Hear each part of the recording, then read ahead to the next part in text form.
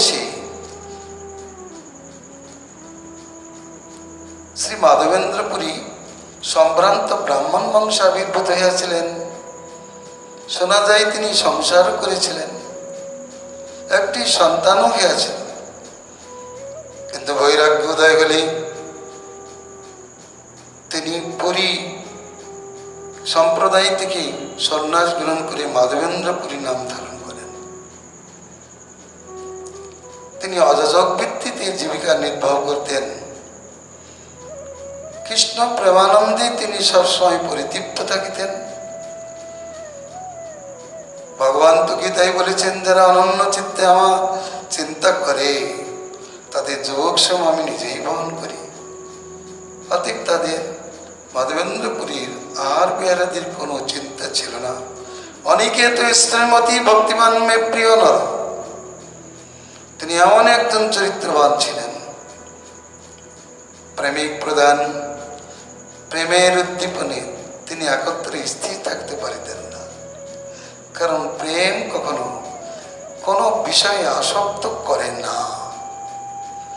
কোনো দেশ কাল পাত্র প্রেমের প্রিয় হতে পারে না।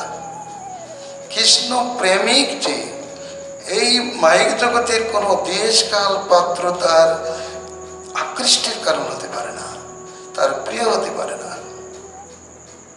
তাকে বাঁধতে পারে না, তাকে রাখতে পারে না। এই জগতের যত ধর্ম আছে, কোন ধর্মই কৃষ্ণ প্রেমিককে ধরে রাখতে পারে না।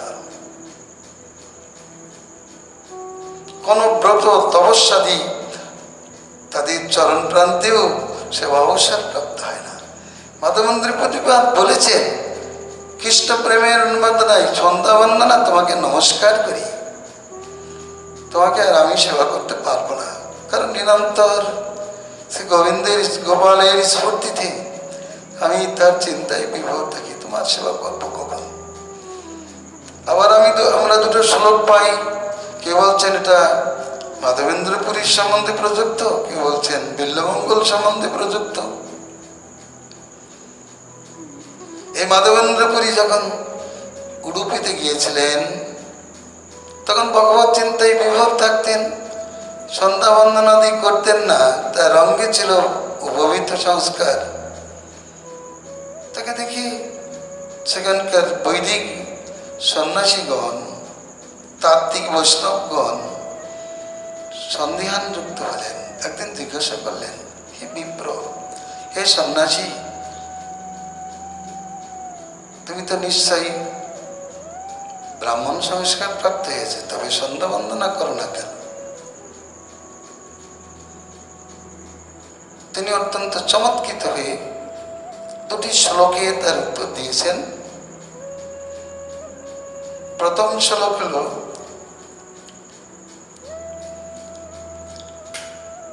হিদাকাশে চিদানন্দম মুদাভাতি নিরন্তরম উদয়স্তং ন পশ্যামি কতং সন্ধ্যাম উপাসিতা, কতং সন্ধ্যা উপাসিতা।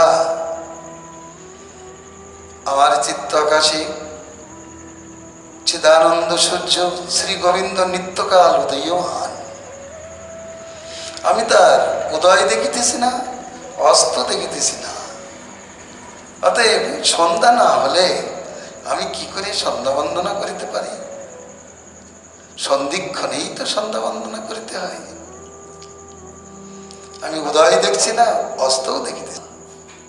বহুজন তাকে হাতাহাতি করে পর্বতের উপর নিয়ে গেলেন। চারদিকে সাড়া পড়ে গেল, গোপাল প্রকটে এসে সাড়া পেয়ে গেল। চারিদিক থেকে লোক তাকে দেখতে আসলো। মাধবেন্দ্রপুরী গায়ে রঙ্গমালা তুলে দিলেন, তারপর সুবাসিত জলে স্নান করালেন। গোবিন্দ কুণ্ডের শত শত ঘট জল ছেঁকে সেই জলে অভিষেক করলেন। প্রথমেই তো অভিষেক করেছিলেন ইন্দ্রদেব, সেই অভিষেক জল গোবিন্দ কুণ্ড। আর শ্রী গোবিন্দ সেই জলে, গোপাল দেব সেই জলেই অভিষিক্ত হলেন। সুগন্ধ তৈল মাখিয়ে তার অঙ্গকে চিক্কণ করিলেন, নববস্ত্র পরিধান করালেন, কিছু মিষ্টান্ন ভোগ দিলেন। সকলে সন্তুষ্ট হলো, আরতি বাজলো, ভক্তদের আনন্দের আর সীমা নেই। পরের দিন থেকেই অন্নকূট মহোৎসব চলতে লাগলো। বহু প্রকারের রান্না করে গ্রামবাসীগণ গোপালকে নিবেদন করলেন। মাধবেন্দ্রপুরী নিবেদন করে ধ্যান করতে লাগলেন। দেখলেন বহুদিনের খোদাই গোপাল খাইল সকল। ভক্ত দ্রব্য প্রভু কাড়ি কাড়ি খায়, অভক্তের দ্রব্য প্রভু লুটি না যায়। ভগবান তিন প্রকারে ভোগ গ্রহণ করেন। দৃষ্টি ভোগ, চরণ দিয়ে ভোগ করেন এবং মুখ দিয়ে ভোগ করেন। কিন্তু মাধবেন্দ্রপুরীর নৈবেদ্য তিনি ভোগ করলেন, তার স্পর্শে আবার যেমন তেমন হয়ে গেল। মাধবেন্দ্রপুরী আরতি বাজালেন, জয় জয়কার পড়ে গেল। সেই প্রসাদ দ্বারা চন্ডালকে সেবা দিলেন। তিনি সামান্য একটু দুগ্ধ পান করে রাত যাপন করলেন। সৌভাগ্যক্রমে গৌড় দেশ থেকে দুইজন বৈরাগী ব্রাহ্মণ এসেছিলেন। তাদেরকে মন্ত্র দীক্ষা দিয়ে সেবায় নিযুক্ত করলেন। একজন মথুরার শেঠ গোপাল দেবের মন্দির করে দিলেন। ব্রজবাসীগণ একটা একটা করে গাভী দিয়ে দিলেন। বিরাট রাজসেবা চলতে লাগলো। মাধবেন্দ্রপুরী অকিঞ্চন ভাবে গোপালের সেবা করে চলেছেন। 1 বছর হয়ে গেল। এরপর একদিন স্বপ্নে বললে, মাধব, আমার শরীরে তাপ যাচ্ছে না। পূর্বদেশ থেকে চন্দন এবং কর্পূর এনে ঘর্ষণ করে তা আমার অঙ্গে লেপন করো, তাতে আমার তাপ চলে যাবে। অতি বৃদ্ধ, ভগবানের আজ্ঞা পেয়েই তিনি যাত্রা করলেন। কোনো অভিযোগ নেই। প্রেমিক ভক্তের কোনো অভিযোগ থাকে না, আমি পারবো না ইত্যাদি কোনো অভিযোগ থাকে না। চললেন হরিগুণগান করতে করতে, গোপালের চরণ চিন্তা করতে করতে যদিচ্ছাক্রমে যমুনায় উপস্থিত হলেন। যমুনায় গোপীনাথ দর্শন করে প্রেমে আপ্লিত হলেন। নৃত্য গীতের অনুষ্ঠান করলেন। সন্ধ্যাকালে আরতি হলো। আরতির পর অমৃতকেলি ভোগ নিবেদন হল। পরীক জিজ্ঞাসা করলেন, কি ভোগ হয়? বলেন, এখানে ক্ষীর ভোগ হয়। এখানকার ক্ষীরের মতো ক্ষীর ভোগ আর কোথাও নাই। প্রিয় অযাচক বৃত্তি মনে চিন্তা করলেন, আমি যদি একটু পেতাম তাহলে তার স্বাদ জেনে আমি গোপালকে এরূপ ভোগ নিবেদন করিতাম। আমার তো অনেক গাভী আছে, দুগ্ধের অভাব নেই। কিন্তু সঙ্গে সঙ্গে তিনি জিভ কেটে বলেন, হায় হায়, ভগবানের ভোগের আগে আমার এইরূপ প্রবৃত্তি হইল। নিজেকে ধিক্কার দিয়ে সেখান থেকে তিনি বেরিয়ে গেলেন। সন্ন্য হাটে বসে নাম কীর্তন করতে লাগলেন। চোখে নিদ্রা নেই, কৃষ্ণ প্রেমে নিদ্রাহীন। চিন্তাত্র জগরোদ্বেগ তার মলিনঙ্গতা। 10 দশার কষাঘাতে নিদ্রা কোথায় থাকে? থাকতেই পারে না। এদিকে পূজারী যথারীতি ঠাকুরের ভোগ লাগিয়ে আরতি করে শয়ন দিয়ে নিজ ঘরে গিয়েছেন, শয়ন করেছেন। অমনি গোপীনাথ স্বপ্নাদেশ করলেন, পূজারী ওঠো, মন্দির খোলো। আমার ধরার অঞ্চলে একটি ক্ষীর রেখেছি, সেই ক্ষীরটি লয়ে হাটে, সন্ন্য হাটে বসে হরিনাম করছেন একজন সন্ন্যাসী, তাকে দাও। পূজারী উঠে স্নান করে বচন করে ধরে মন্দির খুলেই দেখেন ধরার অঞ্চলে এক পাণ্ড ক্ষীরি রয়েছে। বুঝতে পারলেন নিশ্চয়ই মহাপ্রেমিক ভক্তের আগমন হয়ে গেছে। ক্ষীর নিয়ে স্থান লেপন করে যথারীতি ঘর বন্ধ করে, ঠাকুর ঘর বন্ধ করে চললেন। রাত্রে কে কোথায় আছেন কে জানেন? তথাপি তিনি চিৎকার করে বলতে লাগলেন, কে সেই মাধবেন্দ্রপুরী যার লাগি গোপীনাথ ক্ষীর কহিল চুরি? মাধবেন্দ্রপুরী শুনে চমৎকৃত হলেন। পরিচয় না দিয়েই বললেন না, বলেন আমি সেই মাধবপুরী। তিনি ক্ষীরটা দিয়ে তাকে সাষ্টাঙ্গ ধন্যবাদ করে স্তুতি করতে লাগলেন। হ্যাঁ, তার প্রেম চেষ্টা দর্শন করে তিনি বললেন, হ্যাঁ ভগবান যে এই ভক্তের বশ, এতে কোনো আশ্চর্য নাই। শ্রবণ করেছেন ভগবান তাকে ক্ষীর পাঠিয়েছেন, তাই তিনি প্রেমাবিষ্ট হয়ে কাঁদতে লাগলেন। পরি বললেন, এই ক্ষীর তুমি করো ভোজন, তোমার মতো ভাগ্যবান পৃথিবীতে কেউ নাই। আজ পর্যন্ত ইতিহাসে এমন কিছু লেখা নেই যে ভক্তের জন্য ভগবান চুরি করে রাখে। আজ ভক্তের ইতিহাসে ভগবানের ক্ষীর নাম নতুন করে লেখা। মাধবেন্দ্র পুরী আবেশে ক্ষীর ভক্ষণ করলেন, ভাণ্ডটি টুকরো টুকরো করে নিজের অঞ্চলে রাখলেন। কিন্তু চিন্তা করলেন, আমি যদি এখানে থাকি লোক ভিড় হবে, ভজনে ব্যাঘাত হবে। অতএব সেই রাত্রে সেখান থেকেই গোপীনাথকে নমস্কার করি তিনি পুরীতে যাত্রা করলেন। কিন্তু প্রতিষ্ঠার ভয়ে পুরী যায় পলাইয়া, কৃষ্ণ প্রেমে প্রতিষ্ঠা চলে তার পিছনে গড়াইয়া। প্রতিষ্ঠার স্বভাবেই জগতে নির্মিত, জেনা বাঞ্চে তার হয় বিধানে নির্মিত। চললেন পরিধামে যে গোপালের আদেশ পেশ করলেন। সজ্জন পাণ্ডাগণ সন্তুষ্ট, 1 মণ তোলা, 1 মণ চন্দন, 20 তোলা কর্পূরের ব্যবস্থা করে দিলেন। চারিদিকে সাড়া পড়ে গেল যে মাধবেন্দ্র পুরীর জন্য গোপীনাথ ক্ষীর চুরি করেছেন। অন্যের ঘর থেকে ভগবান বসুধামে ক্ষীর চুরি করেছে, খেয়েছেন, নিজে খেয়েছেন, বানরকে খাওয়াইছেন না। কখনো কোথাও ক্ষীর চুরি করে অন্যকে খাওয়াননি।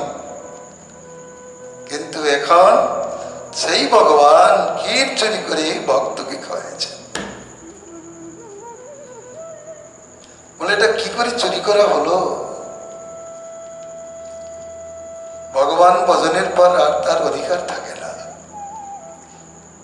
ভগবান যখন ভজন করেন তারপরে তার অধিকার থাকে না, সেটা থাকে ভক্তের। কিন্তু সেটাকেও তার মধ্যে থেকেও একটা নিয়ে রেখেছেন। পূজারীকে বলেননি, বলে দিতে পারতেন যে একটা ক্ষীর আলাদা করে রাখো, সাধুকে দাও। এমনটি পূর্বে না বলে আচরে রেখে পড়েছেন পরবর্তীকালে। মাধবেন্দ্র পুরীর কি ভাগ্য, কি ভাগ্য! সেই মাধবপুরী জন্য 2 জন সেবকের ব্যবস্থা দিয়ে দিলেন।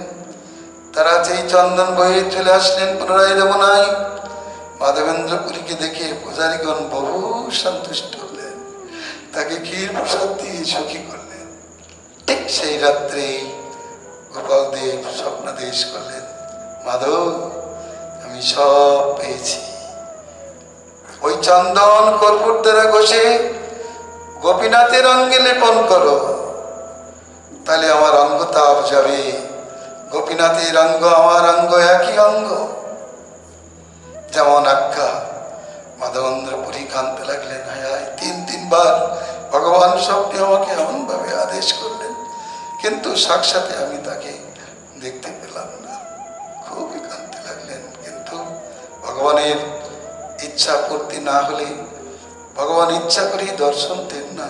কারণ ভক্তের আর্থিক উৎকণ্ঠা, দর্শনও ভগবানের অভিলোচিত বিষয়। ভক্তের যে প্রেমান্মাদ চেষ্টা, এটাও ভগবান দেখতে চান। নিদ্রা ভঙ্গে প্রাতকৃত্য করে পূজারীগণকে জানালেন, গোপাল দেবের আদেশ হয়েছে, এই চন্দন গোপীনাথের অঙ্গে লাগালে তার অঙ্গ শীতল হয়ে যাবে। গোপীনাথের সেবকদের খুব আনন্দ হলো। গ্রীষ্মকালে গোপীনাথ পরিবে চন্দন, ইহা শুনি সেবকগণের আনন্দিত হলো মন। পুরী বললেন, আমি অর্থ দান করবো। দুইজনকে চন্দন ঘষার কাজে নিযুক্ত করলেন। 1 মণ চন্দন কম নয়, বহু চন্দন। দুইজন আনন্দ করে চন্দন ঘষতে লাগলো। প্রত্যেক দিন গোপীনাথের অঙ্গে লাগাতে লাগলেন। ভগবত পিতার্থে ভক্তের এই প্রয়াস। অতএব বৃদ্ধ ব্রাহ্মণের দ্বারা, বৃদ্ধ ভক্তের দ্বারাও তিনি নিজের সেবা গ্রহণ করেছেন। মহাপ্রভু বলতে বলতে তো পাগল পাড়া হয়ে গেলেন। পুরীর ভক্তির কথা করো বিচার। নিত্যানন্দ প্রভুকে বলছেন, হে শ্রীপাদ, এই পুরীর ভক্তির বিষয় বিচার করো। 3 বার স্বপ্নাদেশ করলেন, 1 বার দুগ্ধদান করলেন। আবার এই পুরী অন্তিমকালে ওই দীনদয়াত্রনাথ এ মথুরানাথ কথা বল কুছে হৃদয়ান্তলোক কাতরং দ্বৈত ব্রাহ্ম্যতি কিং করম। এ দীনদয়াত্রনাথ এ মথুরানাথ, কবি তোমাকে দর্শন করব, তোমার দর্শনে আসে আমার চিত্তভ্রম উপস্থিত হয়েছে, এখন কি করিব তা বলো। এই বলতে বলিতেই তিনি দেহরক্ষা করেছিলেন। বলছেন ওই গোপীনাথেই তিনি দেহরক্ষা করেছিলেন এবং যে শূন্য হাটে বসে তিনি হরিকীর্তন করেছিলেন সেখানেই তার তাকে সমাধিস্থ করা হয়েছে। তাহলে যতদিন চন্দন যাত্রা চলেছে ততদিন তিনি সেখানে ছিলেন। ভগবত পিতার্থে তিনি সেখানে ছিলেন। গৌড়ীয় জগতে এই মাধবেন্দ্রপুরীর চন্দন যাত্রা প্রসঙ্গ খুবই প্রেমময়। যদিও শাস্ত্রে বলেছেন গ্রীষ্মকালে ভগবানের অঙ্গে চন্দন লেপন করা কর্তব্য, শীতল জলধার দ্বারা শালগ্রাম দিতে দান করা কর্তব্য, ঠিকই, কিন্তু তা প্রত্যক্ষ রূপে প্রমাণিত হয়েছে মাধব চরিত্র দ্বারা।